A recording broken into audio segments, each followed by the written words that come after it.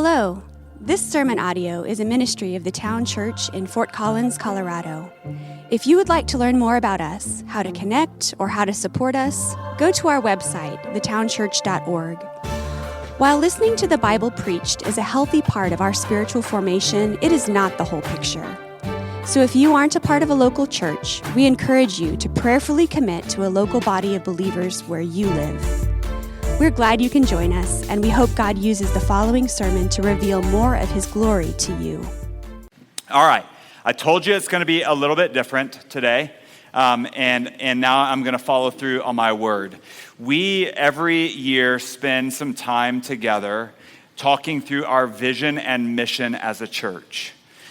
So over the last several weeks, we've been walking through Jesus' Sermon on the Mount in Matthew 5 through 7, and we'll pick back up with that next week, Matthew chapter 6, starting in verse 5 and following. We want to see what God has for us in His Word, and so we desire to be looking at His Word together, and we want to do that week after week. This week, we do this every year in September when people begin to settle back into things. We're going to spend some time talking through our vision and mission as a church, some hopes we have for the future, some things that God has walked us through over the last year, just to get us together. It's going to be a little different. Eric and I are going to tag team back and forth. We're going to ask for some responses from you.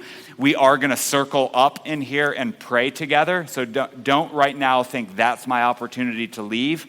We are going to circle up and pray together. And we're going to experience the grace of God together as we join in this. So what I'd like to do first is talk through our vision as a church. I didn't write notes for this, not so that I could impress you, but I didn't write notes down because I wanted to walk through this from the heart and also so that it was from memory.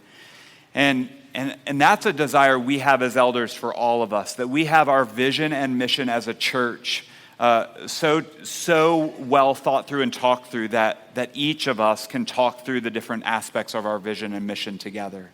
So probably many of you know our vision and probably could spout it out. Our vision as a church is to see the gospel transform everything. Now that sounds big, that sounds lofty, that sounds unattainable, and in a lot of ways it is, which is why we start with our vision as a church. We want to see this happen. We want to look out and see that this is happening.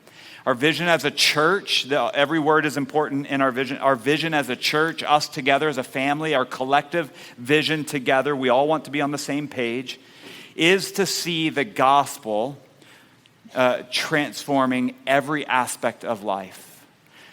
And by the gospel, what we don't mean in its only simplistic form is my ticket to heaven. The gospel is not just about I said the right things, I prayed the right prayers, I moved in the right direction, I raised my hand at the right Bible camp at the right time, and I got my ticket to heaven. That's not what we mean by the gospel only.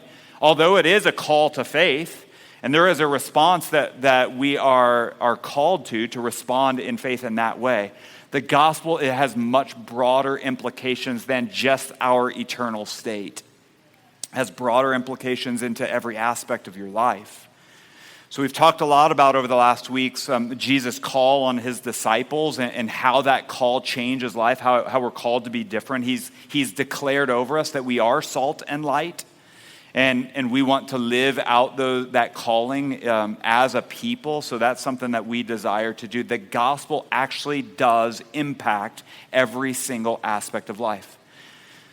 We just name a topic. Marriages are transformed by the truth of the gospel and what that does in our hearts, that our significance is not mostly bound up with how our spouse views us. Our significance is bound up in how God already views us because of what Christ has done. And now we are freed to love our spouse like Christ has loved the church. The gospel hits us in that way, frees us in that way, changes the way we think about our work. Our work is is something we are called to, and yes, it's a part of the curse for men to have work, but it can also be redeemed, that we have opportunities to honor God in the way that we work, and as the gospel challenges our hearts, we're moved in a direction of seeing our work not as a piece of identity, but our work as something that we can do to honor God. And so the gospel hits at different places. We just go through every topic. You could yell out topics, and I could say, yeah, here's how the gospel transforms us. I'm not saying, and all of those are easy then, but I'm saying the gospel does hit us and transform us and impacts all of life. And so we as a church want to see God moving in such a way that the gospel is transforming all of life. Now, I know that many of us have faced some hard stuff over the last weeks and months and years. And so we all come in and we think, well, how does it change this aspect? And some of us have faced some really joyful times over the last weeks and months of years. And how's the gospel transform us here? And how's it change us here? And so that's where our mission comes into play. We have a 4-part mission. You see the 4 icons on the wall over there week after week. You've probably seen them, kind of understand them, but I want to talk through each of them. The first one is that we as a church want to worship God in community. And what we mean by that, you would say, well, yeah, of course, that's what the church does, right? They worship God in community. But I want us to just pause and think through each of those aspects together. Our desire as a church and our calling as a people is to worship God. We are made to that end. We're created to be worshipers of God. And in almost every place in the Bible, we see that worship of God is done communally. It's done collectively. It's done with other people. And so we want to push on that and say we want to be a people who worship God in community. Now, does it mean that we are unable to worship God as an individual? That's not what it means. But we believe it's done best in community. And here's why. Just like I said earlier, a lot of us have come in through some really hard things over the last year. Some of us have come in through some joys in the last year. We can learn from and feed off of one another in those joys and in those hard times. And it helps us see more of God in the process and makes us a people who are worshiping God in the ups and downs of life. That we're able to comfort those who are in need of comfort, grieve with those who are grieving, weep with those who are weeping, and also rejoice with those who are rejoicing. And we do that all under the banner of worshiping the same God. We get to do that together. Worship God in community. The next piece is that we're to love others. This is a call on us. This has an internal and an external aspect to what we believe God is calling us to. Internally, we want to be a people of love. We want to love one another well. We want this to be a safe place of love. I know many of you are in work situations that are hard, that are challenging, that are unloving, that are dark. Many of you may have come from homes that have been hard and challenging. You have friend groups or at least acquainted with people that are hard. We want this to be a safe place that you know when you walk in the doors of this place or in the doors of a home of someone in the church or with other people from the church, that it's a safe place of love, that we're known by our love for one another. And I think by God's grace, he's growing us in this, that we are a people of love. We want to love one another well. The external piece of that is that Jesus says that we'll be known by our love. We'll be known as his disciples by our love. And so that as people looking in see us, they know that we love one another. They see it. It's visible. It's tangible. They hear stories of it. We want to be known by that as well. So we're called to love others. This is a part of our mission. The most misunderstood piece of our mission is often this one, or not misunderstood like you all can't get it. It's hard to grab onto, that we're called to engage the culture. And what we mean by that is that we have been placed in the places that we are in for a very specific, we believe, God-ordained reason. So you live in Windsor, you live in Severance, you live in Wellington, you live in Cheyenne, you live in Loveland, you live in Fort Collins, you live in the place that you live in Fort Collins for a very specific God-ordained reason. We believe that. And we believe a piece of that is so that you can engage with the culture that's around you, your neighborhood, your apartment complex, your dorm, whatever that is. You are there for a very specific God-ordained reason. I want you to think through that. What is that? For you to be light in darkness, for you to be a piece of knowing that culture well enough to speak to the idols. I think about Paul as he walks through Athens and begins to see some of the idols that are there and knows some of the poetry well enough to quote it. What's he done? He's engaged the culture. Now, here's a ditch that I'm not saying. I'm not saying engage with the culture head over heels into what the culture is saying is good and right. I'm saying know what the culture is saying is good and right, and know how to speak to the lies that are there. Know how to speak to the idols that may be present. That takes a ton of investigation. It takes a lot of work on your part. It takes maybe getting to know some of the grime, the way you would describe grime around you, that you would know those things well enough to know the idols that are there, the lies that are being spoken, and to speak the truth of the gospel into that. You're engaging that culture that you're a part of. We desire every single person in our church to be a part of that in some way. This isn't just about, the elders will take care of that if we can invite people here. But you're there for a very specific reason. We believe that. The last part of our mission is that we would seek to make disciples. There's a couple different aspects of this as well. We know that Jesus is the one who has done the work to accomplish salvation for us, and we know that the Spirit is the one who is softening hearts and preparing hearts to be drawn into faith in God.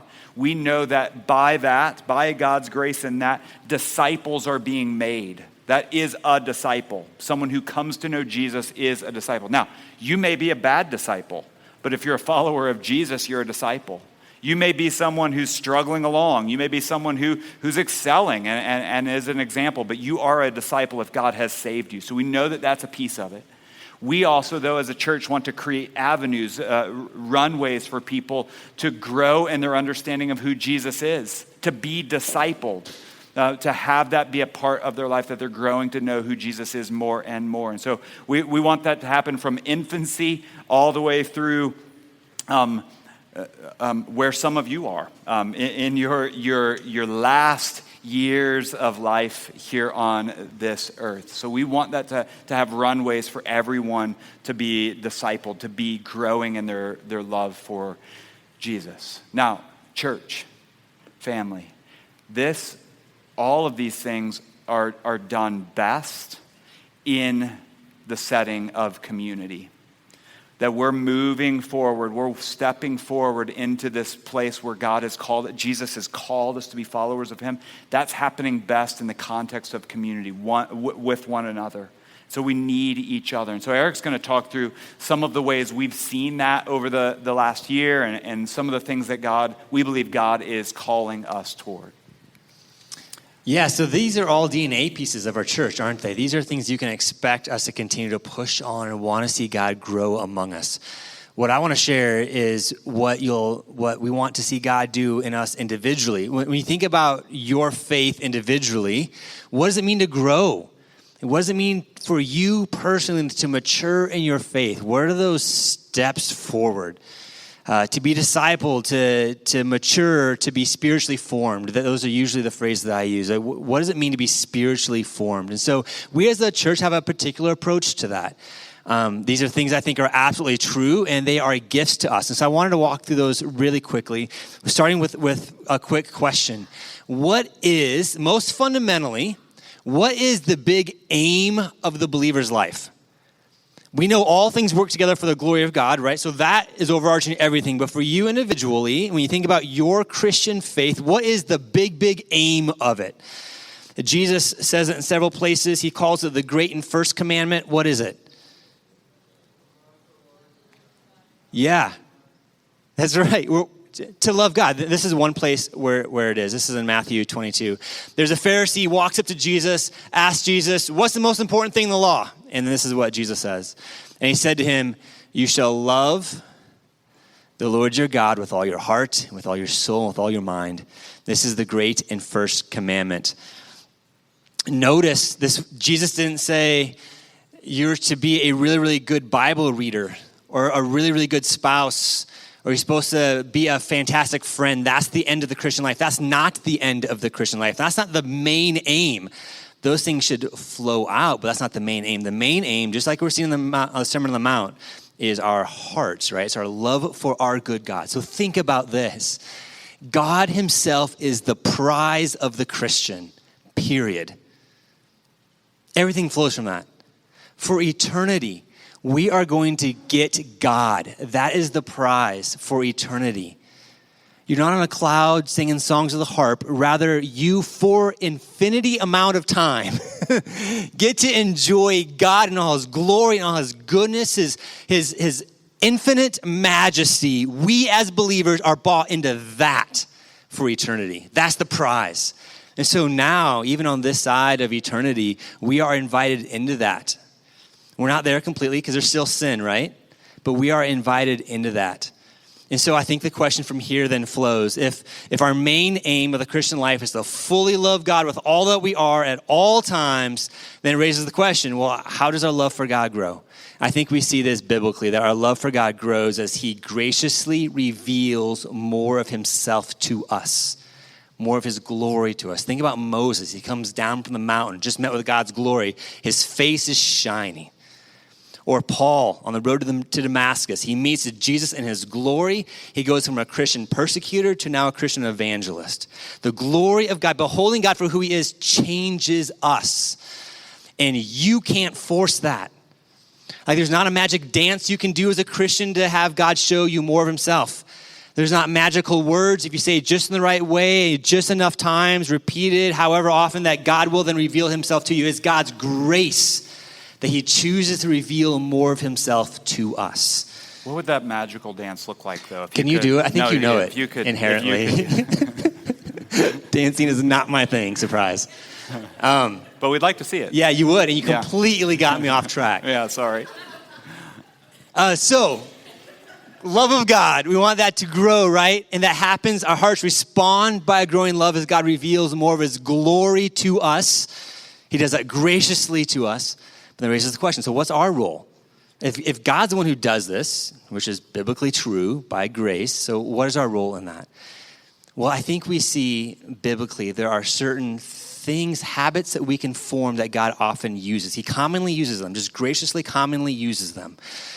I think of it kind of like that window. There's blinds on that window right now. But if for some reason God just chooses that window to show us more of himself, he could use any of these walls, any of these other windows, and at times he does. He uses all of life, but he commonly uses that window. Then our role as a Christian is to what? We're going to stare at that window. We're going to get those blinds up and we're going to stare at that window, reliant and fully expecting God to graciously show us more of himself. And so in the Christian life, there's certain things like that. I call them regular rhythms, rhythms of our spiritual formation we see that Jesus and the church use. And here is the first one. The first one is this. It's a regular rhythm of personal devotions, Bible intake and prayer. Lots of ways to do that. If you grew up in the church, you heard of quiet times, hopefully. You heard of this all the way through church. And let me tell you, there's a reason for that. It's because God commonly uses this. This isn't a dry, I better open my Bible this morning and kind of do it to be a good Christian. That is not what God's inviting us into. There are seasons where it's dry, absolutely. But these are gifts that God commonly uses to show us more of himself in the word and also in prayer. Again, there's lots of ways to do both of those things. Here's a second rhythm. Corporate worship, what we are doing now. There's something unique about this right now that does not happen in your small group. It doesn't happen in your personal devotional rhythms. It's not replicated anywhere else, but it's here in corporate gathered worship. That God shows us more of himself in different ways. We worship, we sing, we hear the word preached. That's a gift, isn't it? Where else in life do you get just to be quiet for a while and allow somebody else to lead you through where it's not a back and forth all the time? These are spiritual rhythms that God uses to show us more of himself. This is something unique here. This is a gift that you have to come and gather corporately. It's a second rhythm. Here's a third of Christian community. These are not just social groups. This isn't just your best friends, although we need those too. Rather, Christian community is something that we read about in the New Testament. We read evidence of this. Evidence like believers praying for each other and confessing sin together and warning each other of sin and encouraging each other and sharing each other's burdens and on and on and on. That means you must actually know somebody else well enough to know what sin issues they tend to deal with, right? or know what burdens they have to share. This takes a ton of time and effort to get to that place where trust is built. You are known by somebody else, and somebody else truly knows you. But what we're saying as a church is that this is essential to being a healthy Christian.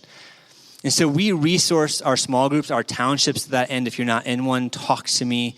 This is pivotal to what it means to be a healthy Christian, of God showing you more of himself. It's different in small groups than it is on Sunday morning. And here's the last one, doctrinal formation. What that means is we're going to use our minds intentionally. We all believe something about God, right? We have some sort of picture about who God is. The world around us has those same things. Over time, as we mature, the point is that our picture of God becomes more and more accurate to who God actually is, becomes more and more biblical. So we want to intentionally be thinking right ways about God. Like, who is he? Let me learn more about his grace. I know he's gracious, but let me actually learn more of the depths of that. The end of this is not so you can be smarter, have more information, but as you get to know God for who he is, our hearts respond by loving him more. And so we want to be intentional with our minds and doctrinal formation. Lots of ways to do that too. Podcasts, books, classes, sermons, conversations. The point is there's something regular that we're being intentional with our minds to see God more for who he actually is.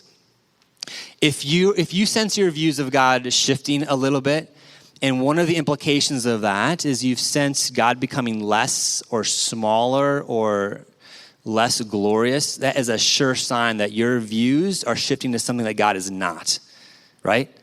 God is infinitely glorious. So as our views become more and more accurate over time, our sense of God's glory is only going to grow, and our hearts are going to respond by a deeper love for this good God. Does that make sense?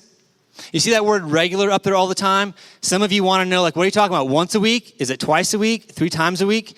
That is regular for a reason. Like, the idea is that this is a gift you're invited into, not a bare minimum to try to do, right?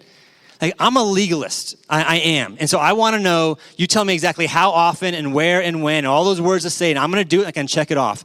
That's not what this is. This is a personal relationship with the God of the universe. And so these are just regular rhythms that we have. It's going to look different a little bit, person to person. So try to protect from now. We've just given you more upon your shoulders to do, but rather we as a church are saying we want to encourage you in these things because they are health and life for you. It's how God reveals himself to us. And lots of other ways, but commonly through these 4 ways. Okay. I want to point us forward to where we believe God is leading us. There's some things, some areas that we have coming up, but I'll preface it with this. I've been meeting with a counselor over the last several months, just working through some of my own grief and challenges. And one of the things this counselor who's got a lot of pastoral ministry, a lot of leadership experience, helped me think through is he said, if we truly believe that God is building his church and that nothing will stand against it, it's okay for things to just be as they are, for the church to be, for you not to have to think of new creative ideas and new programs to lead and new initiatives to launch. It's okay for you as a church, for you to lead, Vince, for you to lead the church forward into being, just being. It's okay. So that was freeing for me, for us, to think through it in that way. So that's my preface to say, hey, we don't have anything coming up, and that's okay. My counselor told me it was okay. The way that Eric wrote it down in our notes is that we're continuing in a season of recovery. And that's all right. It's okay to be the people of God together and recover together and look forward to what he's going to be doing in the future without a list of here's 19 things that we're going to accomplish. Now, we do have some things that are coming up, and we're excited about that. But as we consider us just being and recovering, I don't want you all to feel disheartened by, we need this going, and we need this, and we need this. We're going there. But we're resting, we're recovering, and we're waiting on God and being And so that's the first thing I would say. And I want to talk to you about a few things we see God doing currently and also leading us toward. And that is in the aspect of outreach. We have a desire to be out of here, out of our homes, speaking the truth of Jesus to those who need it. And there are some rumblings of that happening, sort of grassroots happening. There's a few people, 3 or 4 or 5 people in the church who have begun a ministry of going down to Old Town and just sitting with people and getting to know them and talking to them with the hopes of being able to share the gospel. And so, they're doing that every week, where they're just going down and meeting people and at times just giving them a hug or buying them a lunch or something and just being there present. That's something we have a desire to continue to see happen and put some structure to. And so we're thinking about currently a plan to have some evangelism training. And also some avenues to do that. So if that's of interest to you, we'd love to hear from you, to connect you to the people who have been out doing that. It's something we desire to see. We want to be outside of these walls. We also have a desire to, as part of our mission, to have some cultural engagement. So we want to prepare our people for that, prepare you all for that. One of the ways that we're doing that is by increasing our move toward a few different podcasts that we want to do. Our one listener told us that the other podcast was really helpful. And so our desire is to create some more ways for you all, for us together to be learning. And so we have a podcast that's scheduled here in the next few weeks to get started, and it's going to be called Gospel Stories, where we're going to get someone from our church and hear how God has moved in their life to save them and draw that person to themselves, and just hear their story, their testimony. So we've got something in the works to do that regularly, once a month, ish. Don't hold him to that. Once or twice a month, maybe. Every day. We're going to do one every single day. Just get them out there. Get stories out there, because we need to know that the gospel is transforming everything. And to hear stories of that, I think, would be a blessing to us. So that's one. And then another one is going to be called Gospel in Life, right? Culture, Gospel and Culture, like I said, where we are going to hit some hot topics, some hot button issues, and talk about how the gospel impacts that. And so we'll have some people who are able to speak to those things and do that. So that's ways that we want to help us together see the gospel and see it present in our culture and how we approach that. Another thing is, we, for the first time, have someone who's devoted to thinking about and engaging in ministry on the university campus. Betty. If you don't know Betty, you need to get to know Betty. Betty will bring a smile to your day, assuredly. She is an amazing person. If you are a student, we'd love to help connect you to Betty, help you get connected in that way. She's trying to create a group me. I don't know, this beyond my years, or before my years, where she can communicate with you all. So if that's of interest, let us know that so we can get you connected to Betty. So that's coming. We have some other things that are happening just underground, kind of, some things that are happening grassroots, where one dad with a 13-year-old son is trying to gather any other dad with 13-year-old sons to say, hey, can you help me sort through all the strangeness of life here? And I have no idea what's going on, and I need to share my horror stories with someone. And also, how can we encourage and support and move in a direction of seeing God shape our 13-year-olds through this role of fathering? And so that's one that's happening. Another one is grabbing onto, another dad is saying, I want to do that same kind of thing, but with younger kids. How do we walk through what's it look like to disciple younger kids? And that's just happened from the people who have had a heart to do that. So maybe you have something like that you would like some traction to say, hey, God, I think is leading me in this direction. How can we be about this as a church? Let us know so we can help resource you in that way. So there are a lot of things that are happening like that, and we'd like to see that continue to happen, because we are a church family. We are a people together. We are a group together who desires to see more of God, to see the gospel transform all of life, and we need one another. We desperately need one another. We cannot do this on our own. So here's my challenge to those who, maybe you're here for the first time this week and you're thinking, okay, this is really strange. I don't know what to think about this. My challenge to you is connect to a church We'd love it if you would connect here. If it's not here, we'd encourage you to find something quickly because you need a church family. In the beautiful joys of life, you need people around you saying, yes, that's beautiful. And in the really hard things of life, you need people around you saying, I'm going to walk with you. I'm going to hold your arms up when you can't. You need that as well. So I'd encourage you to find that place. If it's here, great. If it's somewhere else, we'd love to help encourage you in that too. Now, if you think that was weird, I'm going to invite us to do something that may be even a little more weird. I'd like to spend some time praying together as a church.